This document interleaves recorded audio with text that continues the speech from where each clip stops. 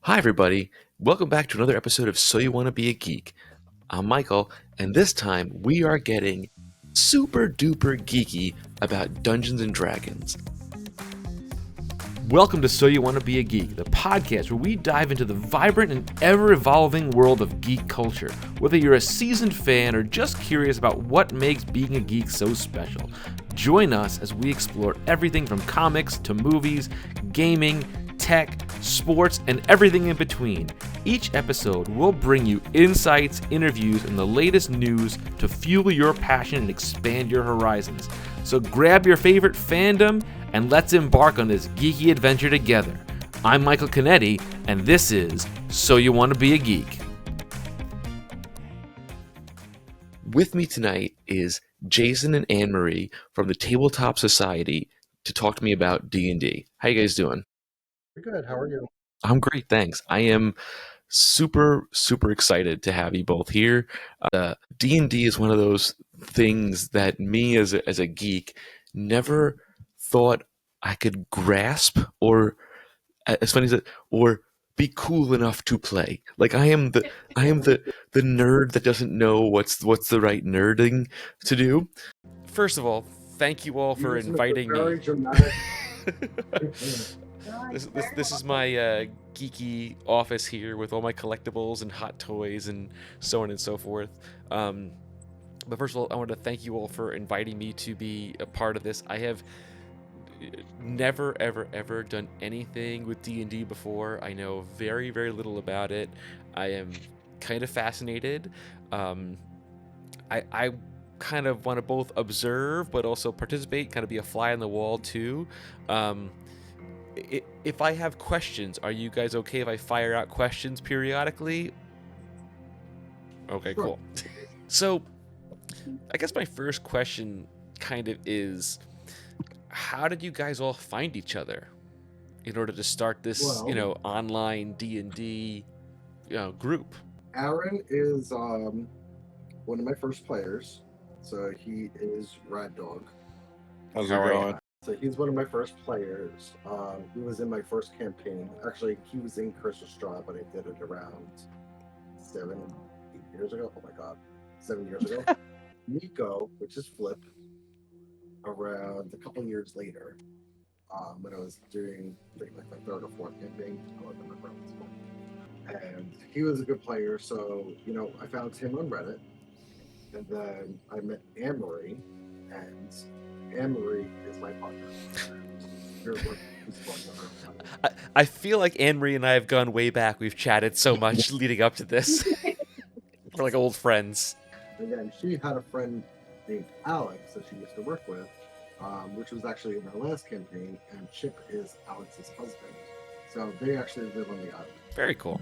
And then Joe, our latest addition to our group, we met him around, I found out yesterday actually, after I was posting some images in other Discord.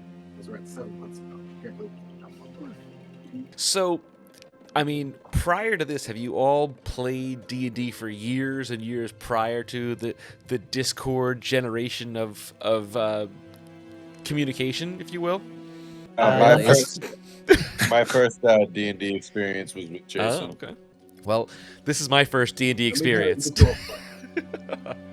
I played like with a group in person for a while and DM'd for a campaign that way. And then during COVID had to transition to online. And once that group kind of fell apart, I ended up joining a group that Jason had put something out on Reddit. And I was like, hey, I'd like to play with somebody. That's and cool. at the time I was in a strange city. So it was like, all right, well, the only way to find a group is online. That makes sense. The game has evolved from, kids playing in their basement to you've built this giant like Discord platform that you have, and you have, 3D animated map that you showcase and everything. And how did that all come about? During COVID, I mean, I used to meet in person quite a bit, but obviously, when we were in COVID, we didn't have that option available to us. So we tried a couple of different, online tabletop software, and we found one that fit. So it actually makes it a little bit better because we have friends all over the country who play with us. That's awesome. Now, speaking of that, you've got a pretty committed group of people that play every week pretty much, right? Yeah. I get it. Now, how long have you both been playing D&D? Oh, I've been probably playing for close to probably around 7 years. Okay. Maybe even closer to 8 years at this point. I didn't start playing D&D until I met Jason, and I'm going to be honest, I don't think it was in your profile that you played D&D, but one of our first conversations, he brought up D&D, and I was like, oh, I want to date him, because I really wanted to play Dungeons & Dragons, and, like, this is my chance. So That's funny. Yeah, so my first online campaigns that I played. See, if that was in my profile, my wife would run the other way because she's she's the opposite of me, and she's cool, and I'm a geek. Wow, that's awesome. I love that. We had a really good attendance rate this year, and we're proud of it. That's good. Good We've attendance only had rate. 2 or 3 sessions this year. Wow, that's wild. I mean, but what that means is a combination of a couple things. Is like, A, you found a great group of people, and B, they are engaged in the story and the journey you're taking them on. Because Jason, you're the is it the DM or GM, or what do they call it? Is it Call them DMs or GMs. I like DM. It just Mhm. sounds better to me. But right? Dungeon Masters and Game Masters. That's what I couldn't remember what the G was from. Like, I don't know, what is it? Game? Is it? I was like, I couldn't figure it out. So now, have you always kind of been the storyteller, if you will? Yes, there's only been a few times where I've actually played as a player and what we call one-offs. A one-off is like when you is not a part of a campaign. It's just like it's a single time where you play the game, and once it's done, it's done. And what we do is in our campaign, it's like an anthology. It goes over time, and they built their characters up from level 1 to where they are right now. So, do you also play as a character as well, or are you just the narrator and like the omniscient presence? He's all the characters. Any character, anybody who's living and breathing in the world is me, Mm-hmm. unless it's a player character. So, like, AnnMarie has a cleric, a level 8 cleric that she controls only. Mm-hmm. It's her character. I can't tell her what to do with her character. Gotcha. The same thing with all of our other players. They have their own players that they control, and then anybody who they run into is me. Oh, okay. Interesting. Good guys, bad guys, neutral people, squirrels. Sometimes we like to cast, someone likes to cast Speak with Animals, and then, yeah, he has to be the squirrel. Or the spider in the room. Oh, that was fun. That we made up a whole song. I made up a whole creepy song about a spider. Yeah, That's funny. That was interesting. And then, what was it? No, it was our last campaign where I did cast Speak with Plants. Oh my gosh. And then he also had to be all the plants. He had to be the grass. It was funny. And he was just like, oh, step on me. It was one of those It's like a Bug's Life. Somebody cast Fireball, and like the grass was burning. I was a little jokey with it, like, I'm burning, like sort of like after casting Speak with Plants. That's pretty funny. We like to really challenge Jason with our decisions. You're making more work for yourself. So, okay. Now, about a year ago, I did an episode on Magic the Gathering, and I feel like there is similar parallels to the lore behind Magic. As I feel like it's like an offshoot of D&D. Do any of you also play Magic, or have you ever got involved in that kind of like the card world as well? No. No. I've noticed that there's a sort of a clear divide. Like I feel like there's D&D people, there's Magic people, then there's the Pokemon somewhere else. They're somewhere else in another realm. You do end up with a lot of overlap just from like how gaming shops and stuff are Yes. set up. Like I feel like if you play in person and ever gone to those, you'll see groups of people that do both. But I think for D&D anyway, there's a big divide now of people that just play D&D and don't even realize it. That was how it used to work. Was you went into a gaming shop where there was a whole mix of people. I feel like there's also been somewhat of like a resurgence in D&D because like, you think about, Stranger Things, or like, I was a kid of the 80s, and I remember the movie Airheads with Brendan Fraser. Love That movie. And Great there's a movie. part where like they find out that his name is like Chester, and they're like he played D&D, and then some guy in the it's like I played D&D too. and that was actually my first time I ever even heard of D&D was from that movie, which I find so funny. If this story's been going on for 2 years, but like characters can die and then what do they like respawn? Kind of like how does that work? Once they're dead, they're dead. Imagine if it's I don't know. I'm just gonna okay. Let's say imagine Lord of the Rings, and the whole party is playing as the character from Lord of the Rings, going on the journey. Once one of them dies, they die. Now, what they can do is they can create a new character, and then they can meet them somewhere on the journey, and then they get incorporated back as a different players, different memories. So, like for example, Red Dog, his last character died around 7 months ago. And his current character does not have any of the knowledge as his previous character. Oh, okay. In fact, they're controlled with the people. So even though Aaron, Red Dog, was there himself, so there's a difference between characters and players. Players are the people who control the characters. Players have more knowledge than the characters do. And actually, characters have knowledge than players do as well. Don't have as well. Wow. So, like, sometimes the characters have knowledge in game that the players on the outside do not know, because whether they're more intelligent in game or they have a better history and understanding of the world around them, they might have more knowledge than the player. The player may know a secret what's about to happen. Like, if we go to this place, there's probably going to be an enemy, but the characters don't know that. So, but that's called as metagaming. So you try to keep your knowledge as a player separate from your characters. Okay. You guys started a company around D&D? So yeah, can you tell me about that? I'm fascinated by this. Yes.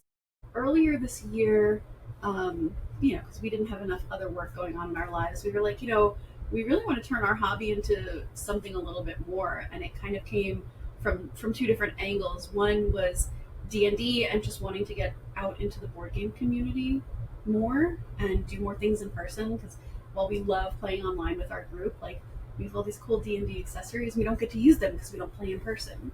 So we wanted to explore that. And on the other end of it, we have a son diagnosed with autism, and a lot of his therapy revolves around play in board games. And so with his therapy, we kind of dived hardcore into buying all these games for him to play and seeing how, for him and for our daughter, the world of board games and the world of D&D, because they've been playing since they were 3 or 4, playing D&D with them, the structure of it and the taking turns and the creativity really helps them. So that was another thing. We were like, we should find a way to bring this to more people. So earlier this year, we came up with the Tabletop Society. And so what we've been doing is holding board game events for all age ranges. We have, last night we just had Board Games with Brews at Lithology Brewing Company in Farmingdale, which Very cool. 21 and over, adults come out, play all the adult board games, have a couple beers, and we have a lot of fun. At the end of next month, we have our second event at the Hicksville Library, which is part of the children's program, where we bring all our kids and family-friendly board games and teach families how to play. So, 2 very different types of events, both a lot of fun and really fulfilling. But you're not doing a company just like people would pay to play the game. No, you're doing it as a way to help enrich people's lives, and especially children with that are differently able and have challenges and whatnot. So that's a really noble and cool thing. I'm a college professor, and I work with a lot of neurodivergent young people, and I have to find the right way to communicate with them. And if playing D&D is a way that works for some people, that's awesome. I love that. That's so cool. That's really, really neat. It's a clever idea too. Good luck. We love our video games too, but we were trying to find ways to get our kids off of the screen more and, unplugging and engaging and interacting. Yeah. And, we've turned them into little D&D addicts and dice goblins, as we say. So dice goblins are anyone who likes to collect all the pretty different colored dice. So That's very cool. That's awesome. It's really, really neat. You said your campaign currently has been going on for 2 years, This current campaign, correct? Yes. and they can go on for. I've heard people have ones that go on for a decade. Like, Possible. how do the dice play into it? Like, 'cause I know there's like, don't you like roll dice to show like what happens and like. So it's narrative. It's both narrative and Okay. combat. So in narrative situations, let's just say we just had an example.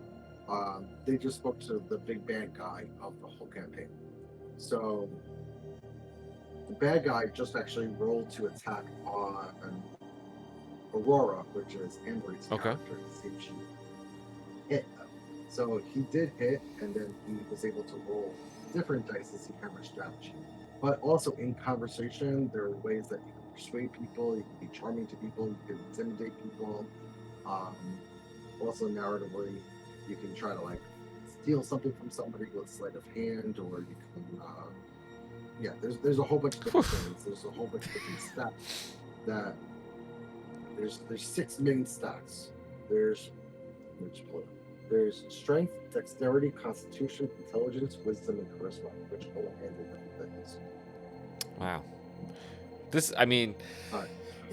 I'm blown away already. This is fascinating to me, and I am very curious. If you guys want to resume, so you don't have to like answer a million of my questions, can I listen and kind of like follow along and see what's kind of going on? Cool. Yeah. Now, when a campaign ends, do the people's characters continue on to whatever the next campaign, or they create new characters for all the different things? So it depends on if everybody wants to start over, try something new, if they got attached to their character. More than likely, it's a brand new start. In this campaign, it's a possibility of going beyond level 12, let's say. Okay. That's kind of what my goal is, because they'll probably be around level 10-ish by the time we're done with the campaign, maybe level 11. Okay. Might bring it up to level 16, which is just throwing out numbers right now, which doesn't really mean anything. That's cool. One thing I'll say too is whenever I have a new player at the table, like the nice thing is the person that has to be knowledgeable is a dungeon master, because they're going to ask you for whatever they need you to do. It's like, hey, can you roll a charisma saving throw, roll an intelligence check, roll this, and you as the player, if you're brand new, don't really need to know why even you're doing that.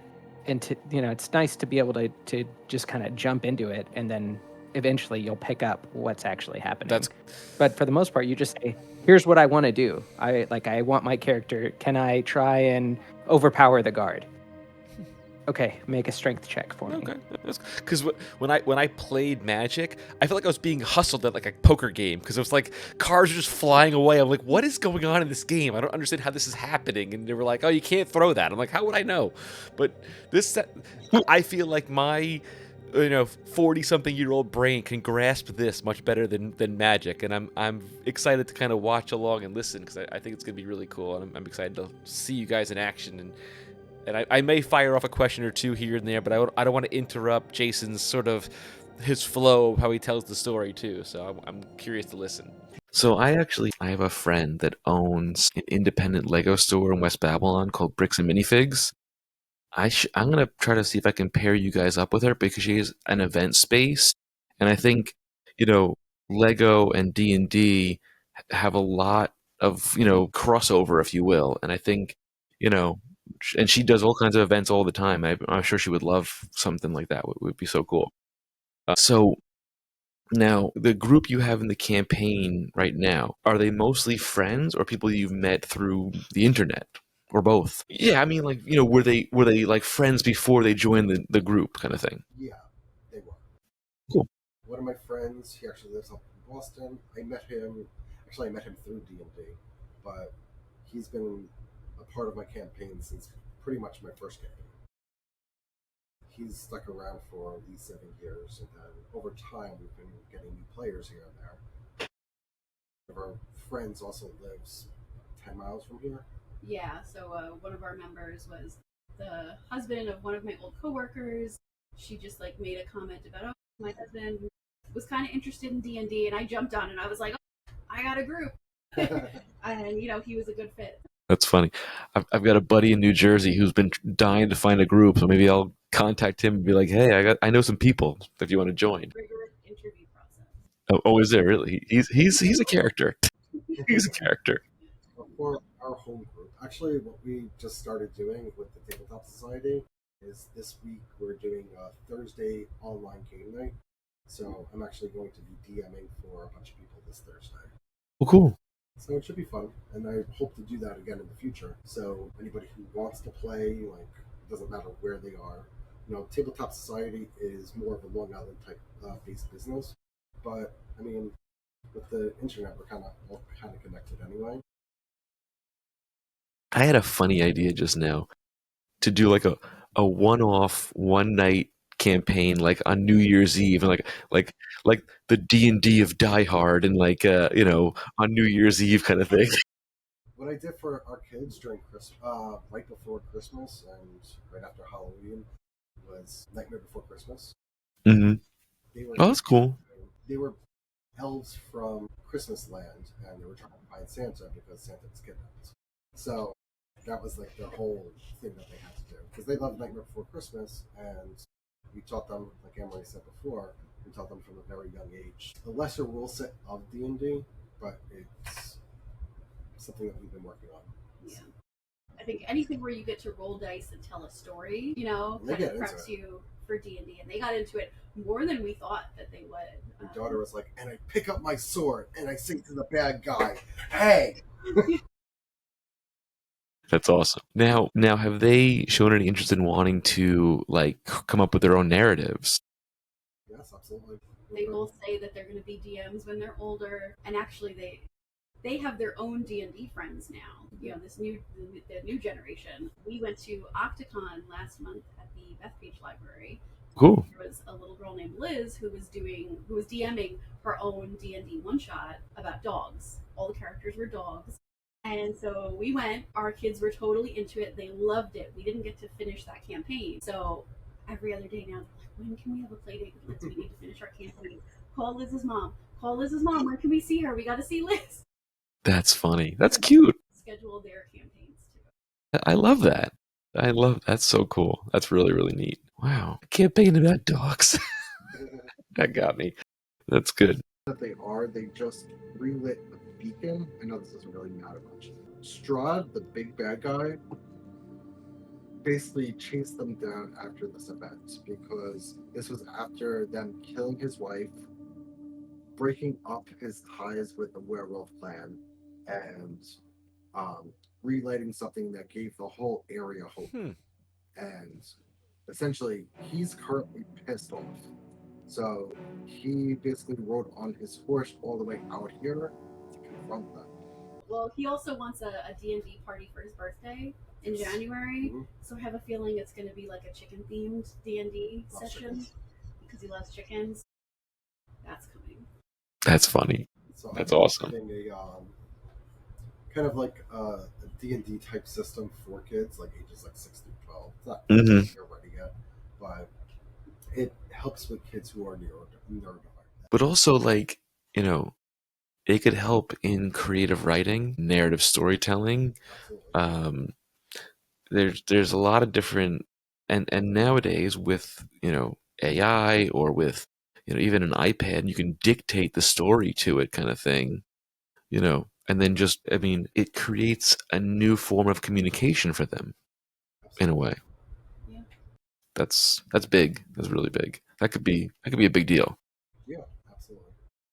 Now, you kind of teased this a little bit before, but what I've noticed is, from people that I've spoken to, the people that are in your campaign, like in anybody's campaign, anybody's groups, they become more than friends. They become almost like a family, because they've all taken this unique journey together for however many months or years long, even through the internet. That's a thing, like that happens. And can you speak to that a little bit, like how that sort of works? So we constantly talk all week, every week. Having a set time on Wednesday every night where, like you mentioned, they dedicate their time for 3 to 4 hours every week. We're seeing these people over and over and over again. Our friend Aaron, who lives in Boston, we visited him twice. Friend Nico down in Texas. Actually, the last time we went to Texas was this past summer. We were able to actually finally meet him in person after knowing him for around 4 years. My friend Chip, he lives right around the corner, so we're able to see him a little bit more. We have a new player, Joe, and obviously we haven't met him yet, but couldn't believe that he's been part of our group for around 7 months already. Wow. Time flies. Playing these games kind of brings you closer because you need to get into other people's minds and how they want to play their characters, because how they play their characters isn't always who they are as a person, so they get to role play as different people. Mm-hmm. And we also get to have like little side conversations. Like sometimes as a group, we're in the Discord during the week and we're like, okay, well, we know we have to fight this guy this week, so like, what spells do you have prepared, and what can we do here? And I mean, most of the time we wing it, but sometimes we actually prepare. And then sometimes, someone will direct message me, DM me, and be like, okay, I have this idea, and if you do this, I can do this, and we can like kind of get this storyline going. So, so everyone kind of makes their own A little collusion going on here. A little collusion. And yeah, so sometimes people will have separate sessions just with Jason, just with the DM. Like if they say, "Oh, I want to sneak out at night and go do something really suspicious," then Jason has that session with them, and then maybe we don't find out about it in game for another couple of days, and then the consequences of that. Yeah, or months. Happens. Yeah, The long con. Story. Oh man, that was rough. That was snuck out to do some bad things. And the party did not forgive him. This was Aaron, and he did it one night, and then the party didn't even find out, and even the players. So there are players and characters. Characters are the people who are living in the world, players who are playing. The players didn't know about this subplot for it had to be almost a year. So, like, how does the person keep that a secret? Willpower. Nothing coming up within the game for him to figure it out until it's just out there. Interesting. I mean, honestly, it's harder on me because Jason and I live together right now. We're in the same room together. Our monitors face each other. We're right here. So if someone wants to have a session with him, and it's like, okay, I either need to put my headphones on and like promise that I'm not listening, or go to bed early so that they can do that and that I don't get information that I'm not supposed to have. Wow. Even though I know maybe something happened, I don't know what exactly happened. You're living on a pile of lies and secrets. well, that is what the campaign that I'm running right now. So it's a very dark campaign. Now, let me ask you that. So you had a book that you pulled out the other night. Now, are they still making books to this day? Are they old books, and how does that work? Shelf of them. You do have a whole shelf of them, but they also came out with a new rule set. So what we play is D&D Dungeons & Dragons 5th edition. In 2024, they came out with a new rule set. I don't have anything with that new rule set, so I'm working off the 2014 rules. It has been updated over the years. Like, I didn't know they were still even making, I remember the 80s, them making the books and the different, things, and I didn't know that it was still a thing to this day. That thought people were just pulling from the old days. Yeah, no, they're absolutely. Wow. Wizards of the Coast. So, okay. So I have heard that people who play D&D don't go in the realm of magic either. They don't like the magic, and vice versa. I wouldn't say it's a lack. It's just two different crowds. They're very different crowds. And he gave pretty much a speech to every one of the players, explaining how pissed he is. Gotcha. That's right. Now, are all the players kind of working collectively as a team, a la Lord of the Rings? Like they're going on a journey together. It's not like people are battling against each other, kind of thing. You're all kind of on this journey together, I assume. Okay, cool. Yeah, this is our merry quest. Well, not so merry in this one. Like I said, everyone's kind of mad at me right now. So. Yeah, in some campaigns it's a merry quest. In this one, this is definitely more of a like grim survival Oh, good. quest. Cool. And we might have like varying motivations too I see. for like forward, but Like right now, yeah, we are all very pissed at Aurora. I'm a little less pissed, honestly. I gave her a couple hit points to bring her back, and when I do that, I'm gonna say something like, like Yeah, just save it. Save it. I'm impressed. Right now, there's not really much going on. And for the record, Jason is also playing like a character that's in our group. Oh, there's. Oh, okay, cool. yeah, Oh, wow, I- this is cool. Oh, wow, this is. Holy moly. Yeah. So Yeah, as a DM, I play all the bad guys, the good guys, the weather, the earth, the towns, everything that's in town, everybody, like literally everybody that's not Wow, is what I'm in control of. pretty cool. Yep. This is much more intense than I thought. This is wild. I mean, and not every campaign is set up this way. Like mine was on a pre-made map that would just sit out, and it was very theater of the mind. But like, this is super neat. I had never gotten a chance to play on Foundry before, and it is This very is cool. Yeah, we tasked ourselves with trying to learn a little bit about Magic the Gathering. Well, Jason knows more than I do. Mhm. But some of the things that we sell, because we 3D print game accessories from the Tabletop Society Oh, cool. market. And so one of the products that we sell is really good for storing cards. So you have your Magic the Gathering deck. Jason's got one behind him. And so people, have questions about it at markets, and I'm like, all I know is that it holds cards. I don't know how many cards. I don't know what size cards. I know That's- it's been 5 designs. That's 3D printed? To do. Yes. That's legit. Wow, that's awesome. So we've got ones with the different Magic the Gathering things, but this one is a bard for D&D. Look at the sheen on that sucker. That's pretty neat. It's a silk PLA. We've got lots of fun things. So this is like a raw mug where it's also a dice tower. Right, isn't it? I've seen that, the dice tower thing. I've seen that. I'm like, that's wild. We also have these cool accessories, so we're like, we need to play in person more. We're not using them. Like, I have this dice tower that I'm painting. Well, that's cool. Right, like classic tower. You guys should get a booth at like CradleCon or EternalCon or one of those things, and We're going to be at the Tabletop Expo. We're also going to next weekend. Yeah, the Moonlight Moonlight Market, which is at the Cradle of Aviation Mhm. this month. That's So it's really fun doing the markets because we get to, when people see our booth, D&D's done. You see people's eyes light up when they're you'd be like, surprised. "Oh, D&D is a big thing at the expos and the cons, especially the smaller ones for sure. It's definitely big. It's like how baseball cards have become popular again. And you know what? I love, even if nobody buys anything, people coming in showing their love for the game or love for. Yeah, It's nice to talk about it. That's cool. It's nice to just It's have a very, like- conversation about it. it's like, what character do you play? Oh, I play this. I play a bard. I play a monk. Oh, I'm doing Strahd right now. I'm in the Strahd campaign right now. Oh my God, what are you up to? Like, we have a lot to talk about. That's wild. That's so cool. I love this. Again, when I put out a post on Facebook, I was like, I don't know if anyone's even respond, and then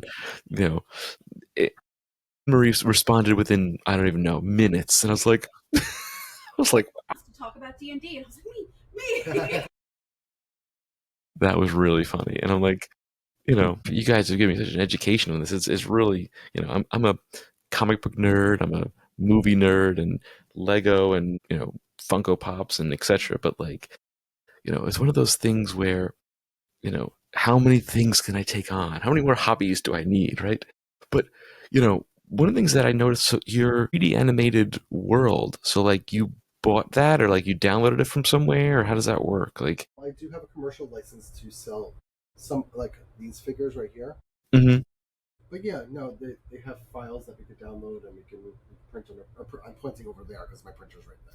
I think you need well, no, I mean even like you're in Oh, I'm sorry. the campaign map. Accessories. Yeah. Also, something I'm not really great at creating the maps myself, but I have a. You can't be a 3D modeler, also, dude. Like, come on. I have a few map makers on Patreon that I subscribe to. that I use in my games. That Patreon, I'll tell you, there's some good stuff on Patreon, let me tell you. But that's cool, and I love that. Like, now it runs as an application on your computer, and you just, share screen. So I use something called Foundry. Foundry is a software that we use so that people can control their own characters, do their own things. But yeah, it's a piece of software that I have running on my server over here. Wow. So That's it pretty cool. Emulates what would be on the table if we were playing in person, with your character sheet and your list of spells, and you can move your marker around the board. Yeah, I mean, they pulled up all this, like, almost like literature of each character's. Yep. This is intense. What's in your inventory, what spells you have prepared that day, because those change, your health, your stats. There's a lot. Now, I've got like 2 or 3 more questions, but like, how do you recall like things that have happened weeks ago and bring them back up in the future? Like, do you just someone just constantly like taking notes next to it or like writing things down? How does that work?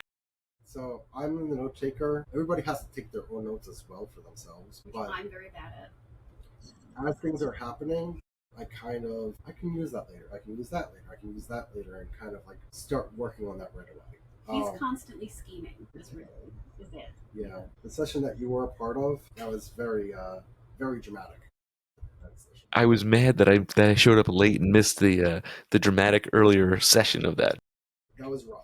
My character has been making some poor decisions lately, so cause some trouble. That's what it sounded like. People were unhappy with your character for the duration of the call. I was surprised. Well, her character made a mistake, so on purpose. Mm-hmm. For the story. So nobody's mad at AnnMarie, but they're mad at her character. And that's Gotcha. kind of the interesting thing that playing D&D, you have to separate your character from your player. That's cool. It's very meta. Yeah, exactly. Mm-hmm. It's hard to not take those emotions out of game, and it's also it's hard to not put those emotions in the game either. It's like you need to keep them cool. It's true. I mean, I guess you have to differentiate, like, what's going on, real versus, fiction, if you will. There have been times too, like certain sessions where we were just kind of like on the main map and doing a lot of theater of the mind anyway. Not. So we've been on this map the whole time. I actually meant to bring you guys here. So I'm going to activate a different map for you guys. But it doesn't really matter because you already spoke. But yeah, so what winds up happening is it takes a while to load, unfortunately. That's the internet for you. Probably optimum. So the cards on the side, are they basically, the different characters, sort of like their background or like their skill sets and stuff like that? Just as things are happening. So that's our current running chat. Okay. So like that's a lot. Oh, wow. Of recent events, pretty much. Oh, cool. You see what someone rolled or what someone healed or just different things. So like if I control this guy, I can move him across. It's kind of like it's basically not a video game. It's an RPG in a way. A joke. Can you do me a favor, Joe? Can you double click on your character? There it is. Yeah. No, it's here. Oh, wow. So like, this is their character sheet. This is how they play the game. So like if they want to roll for damage, if they want to look through their spell book, look through their inventory, everything's here. So like this is Quentin's spells. This is Quentin's inventory. Quentin's secrets. Wow.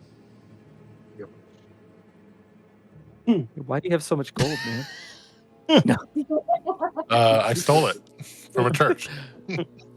From a church, really? I'm kidding. I don't even have your inventory open. Wow. But yeah, so like that's how they're able to see their character. And right now he has 28 out of 59 health. They have a AC of 20. Okay. AC is how hard it is to hit him. 20 is high. But yeah. So, Wow. Okay, cool. This is really neat. This is way more intense than 1980s style, like, playing in somebody's basement. Well, the crazy thing is it's the same. Like all the paper, the character sheet and everything is literally the same thing as you would have written on paper in front of you. Except that it's all. Yeah. And like this is just a map. It's just a Yeah. grid. That's all it is. So like, when I move, it's like in grid of like 5 feet at a time. Okay. Now, does the music pipe in from the game, or are you piping that in yourself? We went weeks without music. I just put the music back in. It's actually coming from Discord. Okay. It's like Enya, like dark Enya. I used to play it on Spotify and have my own playlist. I tried something out new to that, so we're trying it out. Kind of like Okay. it. How's everybody feeling? I dig it. Yeah, it's been good. Dig it.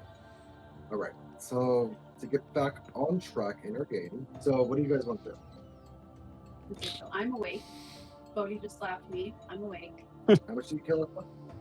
5. I'm now at 6 HP. So variety things. I'm going to sit up very suddenly and brush myself off. I'm going to thank Bodhi, put my hand on his shoulder, and just say, "Thank you, brother." Yeah, I'm gonna say I respect what you did. Misguided though it might have been, but it was. I'll give her a fist bump. I said, I get that all of you are still somehow believing that we can beat this guy at some point. But we can't do that if we're all dead. I know I'm death's door. Right now, I'm barely surviving.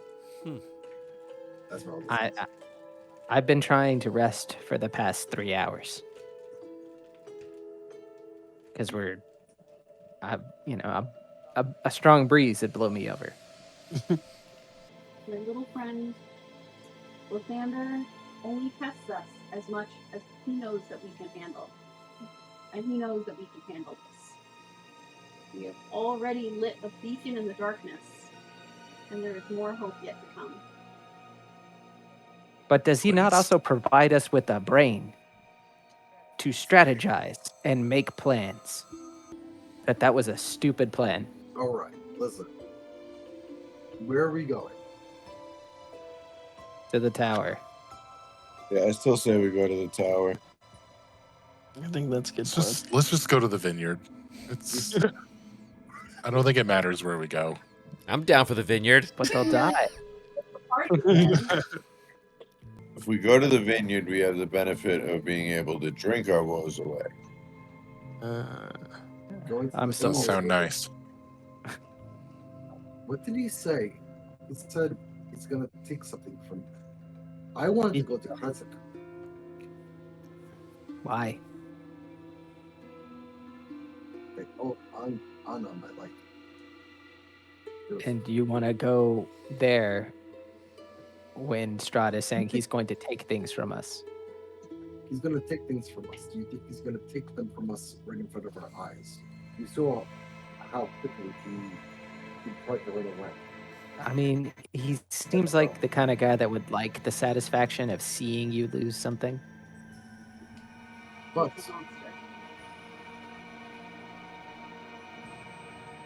I think something reeks of desperation.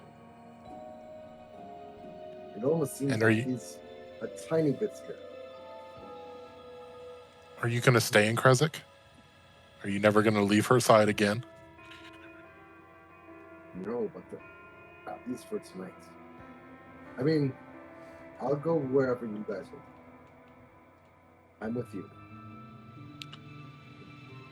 I believe Let's just we go to the should not vineyard. bring this storm to anyone we care about. Yeah, there's too many people in Kresix that if he went and found would be bad. We must protect the wine. He's expecting us to go to the vineyard tonight. Even so. And so we should subvert those expectations And go to the tower. to the tower. I'm gonna summon my steed. Like, does it run back, or do you spend another spell slot? If it was less than a mile away, I could just tell him to come back. But I think at this point he's probably further gone. I'm gonna say that Esmeralda kind of pulls Aurora aside for a moment. Honestly, what the fuck were you thinking? I was thinking that he was threatening us, and I had to act. with the most powerful weapon that I have. Stupidity. All in. All the more reason I needed to protect us. Listen, I'm trying to protect you because I think that you're still in there somewhere. But you're making it hard. Should I stand back and not use every Look around weapon you. that I have? Look at your friends over there. Everybody, we're not ready for it. The fight came to us. Right. But sometimes we need to live another day. We can't do everything in a single day. That's easy to say from someone who's still living. Whose choice was that? My choice was to capitalize on the terrible situation. All you did was piss him off. Maybe he should be pissed off. Maybe you should reconsider what we're all doing here before you start pissing off everybody. Look at them. Look at Quentin and Flip are looking at you right now. Quentin and Flip have been looking at me like that for some time now. This seems like a conversation we can have on the road. Yeah, no, It's like a personal conversation. It's getting a little heated there. Been doing that Take lately. this offline, Hey, you folks. should have been here last time. all I'm saying is, you gotta tame yourself a bit. Left-Ander's light cannot be tamed. She kind of shakes her head. And Oh my god. Cody's gonna be like, what is everybody else doing during this? All are walking. Are we walking or are we trying And to the cart's drag back, the cart right? out? yeah, well, we can pull the cart, pull the cart out of the road. But not Flip is- everybody can finish. Desperately trying to get his short rest in the cart. I would say you probably won't be able to get a full rest until you get to the tower. Because we're not far. We're less than an hour from the tower. You're around an hour from the tower. Let me bring you back to the game. I thought we were closer to the tower than we were to the Wizard of Wines. You one second. And we were an hour from Wizard of Wines. Ergo. 55 minutes from the tower. I know, right? Flip's like, I'm gonna stay in this cart for 5 more minutes. I don't care. I just want my bardic inspiration points back. You just want to be able to cast Tiny Up. Like, no, like I won't even get that, but at least I can do cutting words. So you are a lot closer. So you're probably around like, I don't know. You guys were stuck in the woods right here, and if you're going back to the tower, I was assuming you're right there. So you know what? You're probably around like 40 minutes with me. Thank you. 40-minute walk to the cart. So what is everybody else talking about? Quinn's not talking. just stare at daggers at Aurora. I'm walking behind the group. He's not even looking at her. He's just like looking off in the distance. Okay. Still with his armor on. Like you I'm can't even see planning his my face. life as a tiny Bastani. Surely they will take a musician. You're looking for the Vistani? No, I said planning my life as a Bastani. Oh, jeez. Jason's also very good, going back to the question, Jason's very good at starting off the session saying like, okay, last time on D&D, we did this, or sometimes we'll say last time on Dragon Ball Z, or something, you know, and he recaps the last session, it gets us all focused again, and reminds us like you left off here. Okay. So you're the narrator and the secretary? Yeah, everybody, yeah. That's I'm in funny. control of the whole world. They're in control of themselves. And you run this off a server in your house? I have a full-blown server in my house.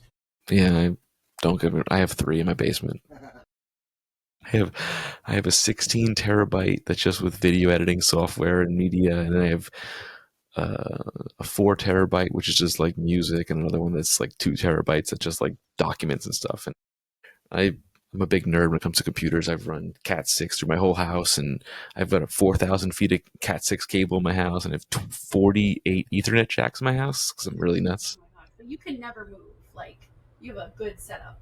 You're staying in that house. Well, yeah, no, I'm married to this because my wife said to me when we renovated our house, you've got one room to put all your stuff in, so throw everything into it. And I was like, oh, I will. Challenge accepted.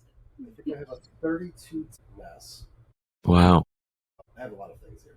The 32 terabyte NAS, then I have a Proxmox server hosting a whole bunch of different machines. That probably is around 4 terabytes. Then I have my gateway, which restricts access my firewall to the Wow. Yeah, no, I have a lot here. I could fake that XP. So how does this like 3D environment like link up with the book that you're using as a reference point? Is it just are there different worlds that you can kind of join through D&D? Like how does this work? They have different places and realms and whatnot. So right now, Barovia, which is the place that they're in, is considered to be inside of a demi-plane of existence. Oh. This is removed from a different world. Basically, it's a world of dread. Okay. In a way. Yeah. Can you just kind of download the module maps Oh, that's cool. for it? Oh wow. But yeah, no. So lore-wise, it's in a different place. Yes, you can download different. That's maps. cool. Looks like it was like So built these in are like not- Unreal Engine, which is a game design application, which is cool. Yeah. So I bought these maps from somebody on Patreon. Oh really? Oh cool. Oh wow. I'm not sure if Like I this can- stuff isn't strictly associated with Wizards of the Coast, who own Dungeons Right. and Dragons, right? Now, obviously, these places are in that map, but Yeah. So like these like little scene setters are really just to like set the scene for you. Just to kind of get It's almost like the visual. 3D interpretation, what the book is kind of saying, what the narrative is saying in a way. It's basically like giving you a visual as opposed to, as you said, theater of the mind in a way. Okay, cool. I get that. you're right. You need to plan, but anything you do, you need to expect to die. Because that's the world that we're in. We've already Wonderful. died. We no longer fear death. Well, I have it, and I do. Okay. I vote that we go to the vineyard, try and find out where the Amber Temple is, and go there next. I think then he that's a just- solid plan. He turns away and starts taking bones out of his pack. Quentin's got bones. Not specially marked ones. And especially mark them. I don't know how to do augury. Let me give you an insight of what just happened. So Flip and Quentin were watching over Bodhi's dead body, which is Bonesaw's Okay. body. They were watching over his dead body while Esmeralda, the character that I'm playing as right now, Aurora and Vulcan were trying to do something else at the same time. And there was a big problem in between the both of them, like the two parties, that created kind of like a little rift between the Okay. parties. That's what you're seeing right now. There's a lot of tension because Characters are working it out. But what I think, to specifically to your question, it's called splitting the Okay. party. When people kind of go in different directions, like literally split the Mhm. group, and it doesn't happen often because it's often really hard to like Right, manage. 'cause you'll have two Especially- two narratives going on at the same time, basically, which is Yeah, so you have to like work with one group and then be like, okay, now pause. Now let me go Mm. back over here, and sometimes gets there's also secrets that are messy. involved too. Like It's also more Well, dangerous. Bodhi, I pulled into Yeah, a that private chat last week to talk to him directly about what was happening to Gotcha. him while he was dead. And Vulcan's old character, Xerxes, I had a 2-hour session with him alone while he was running rampant, doing things on his own. wow. terrible, unspeakable. That the party then didn't find out about until like Like 5 months later. in real life, it was around a year later. And in game, it was probably like a week. Wow. Yeah, right. So now, do you have to keep kind of a log or keep track of all the different things that go on throughout? Oh my goodness. Yeah. They call it a pen and paper RPG because you're supposed to take No notes kidding. Wow. so you can have, remember. That's wild. We have so many different sessions that we've been a part of that we started off with. So the start of this group is that this group came into the world of Barovia as a light metal. Okay. So they were doing the union tour, and they were on a retreat and camping in the woods that we did every year. That they haven't been touring in years. That was called the Thunder Spirit. The Thunder is a god in D&D, which is, I'm sure you've heard that a couple of times today. From the Yes. Torah.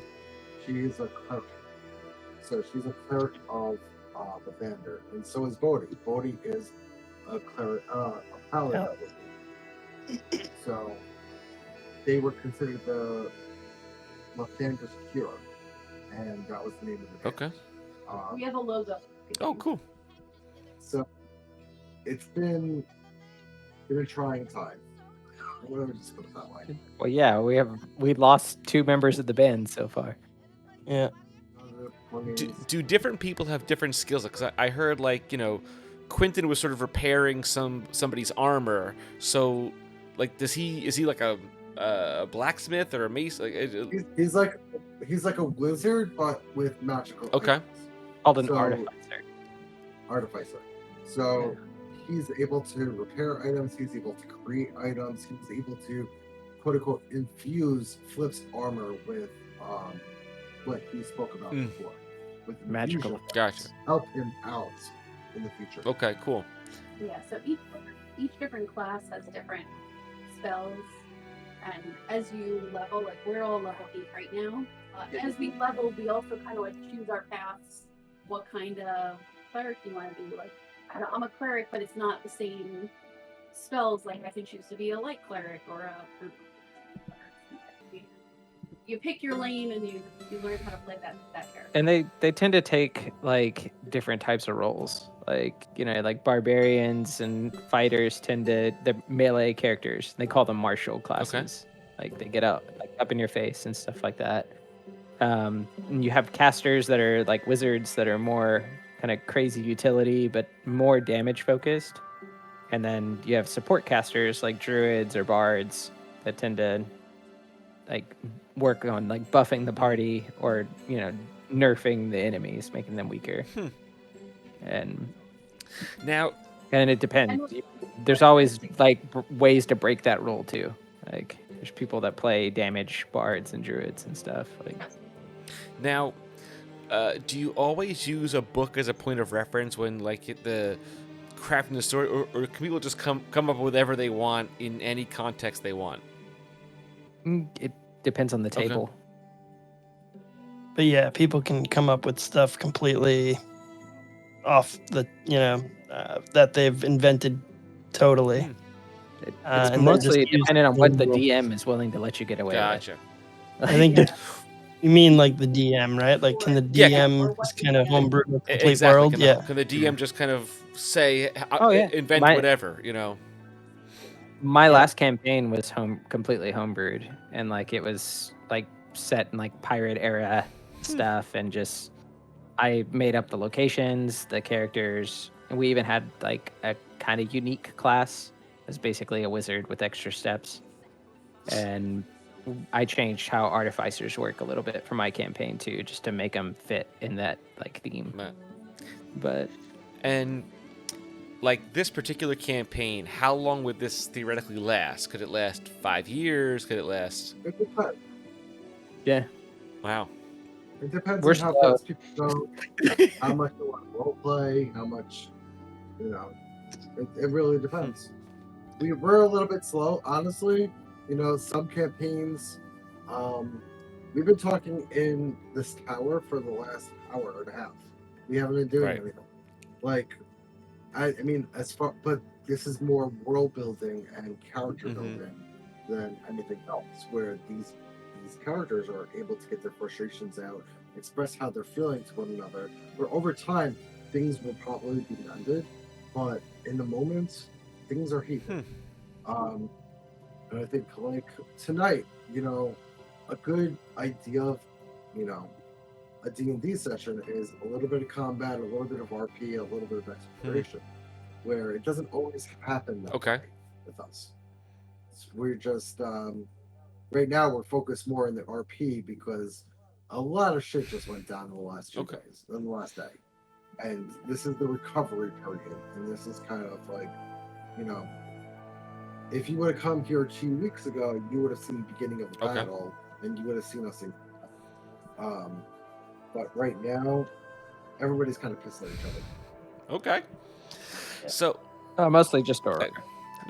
Well, and I think the way that they generally like gauge the length of a module, like we're playing Curse of Strahd, is not necessarily this will take you like 1 or 2 years. It's more this will take your characters from level 0 to level like 8 or whatever, right? Isn't that how those are usually broken down?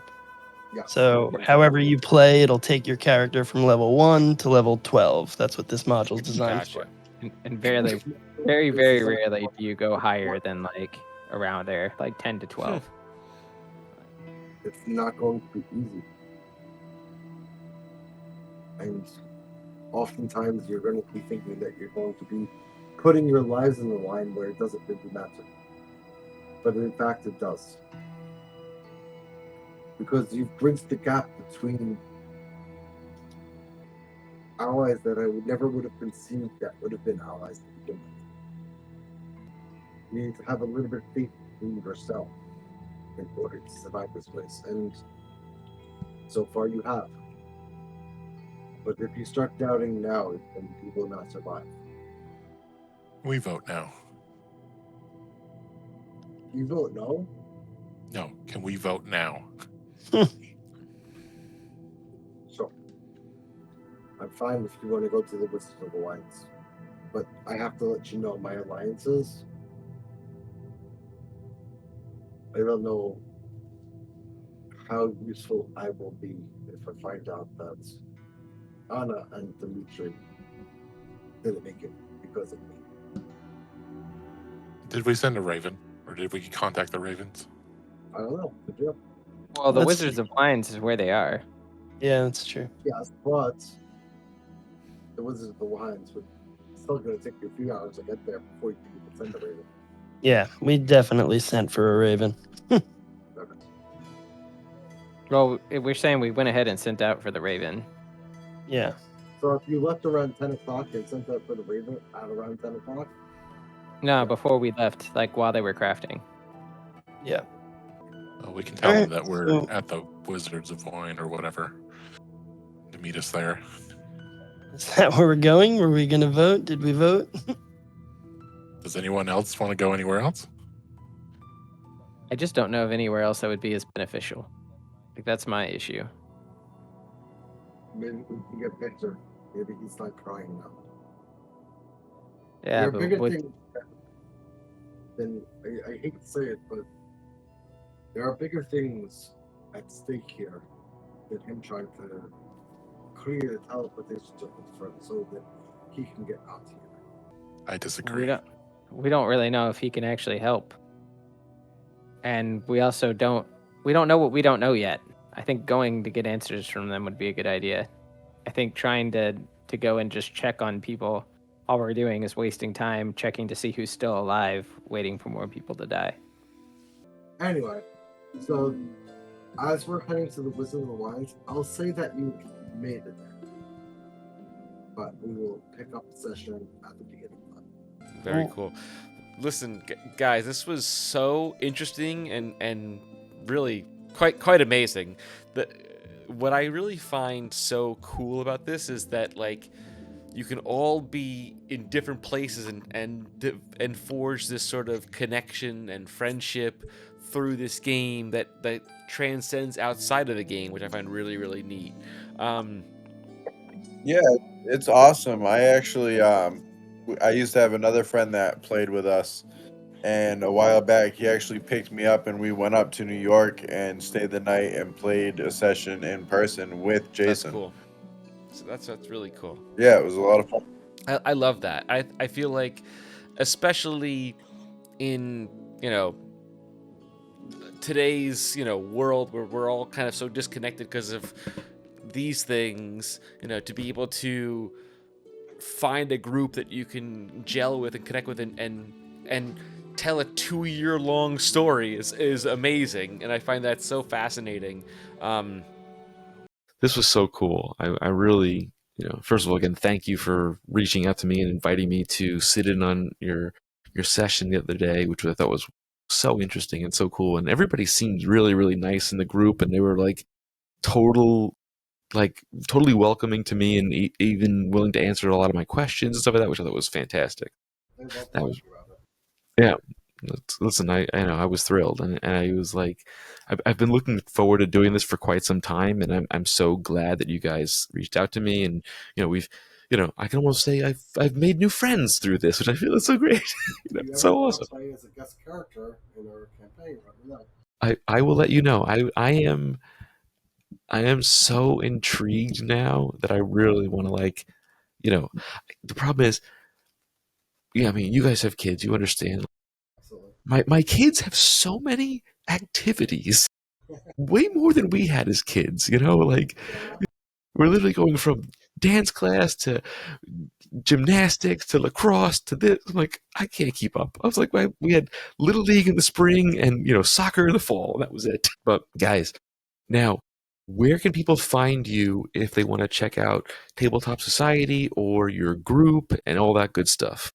So the best way to find us is go to thetabletopsociety.com, all one word, and we have all the links to our socials and our Discord right at the top of our website. So we're on Instagram, we're on Facebook, we have our Discord, we have a TikTok. Have you ever used Linktree? Yes. Yeah, I have a Linktree for one of our other podcasts, and it's got everything there. I love it. It's great. That's so cool. And again, guys, this was so awesome and so fun. I'm really glad that I got to meet you both, and it was so fun. Yeah, please, guys, check out Tabletop Society. Go to their website. Go to their socials. They're super cool people. They're playing a game, but also trying to help people benefit their lives, and that's really special. That's really, really special. You guys should be really proud of yourselves for that. I love that. I appreciate it. Well, listen, guys, this was another fantastic episode of So You Want to Be a Geek. AnnMarie, thank you so much for reaching out to me and inviting me to be a part of this. This was super cool. There's so much more I want to learn now, and I'm really, really fascinated by this. And again, listen, thank you again for having me and being part of this and being sort of a fly on the wall and observe while I also ask questions too. So thanks again. You guys can follow us on Instagram and TikTok at SYWTBAG, that's Switbag, or you can subscribe to us on any of your favorite podcasting platforms or at YouTube as well. See you next time, everybody. Bye for now.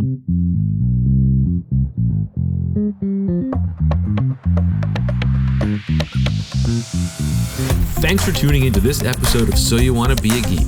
We'd like to thank the Geekster Media Network. I'm Michael Canetti. I'm your host, producer, and editor. We hope you enjoyed the journey into geekdom as much as we did. Don't forget to subscribe, rate, and leave a review on your favorite podcast platform. Follow us on Instagram and TikTok at Switbag for updates, behind-the-scenes content, and more geeky goodness. Have a topic you'd like us to discuss or a guest you'd like to hear from? Let us know. So you want to be a geek at gmail.com and stay up to date and join the conversation. Until next time, keep embracing that inner geek, and remember, the adventure never ends.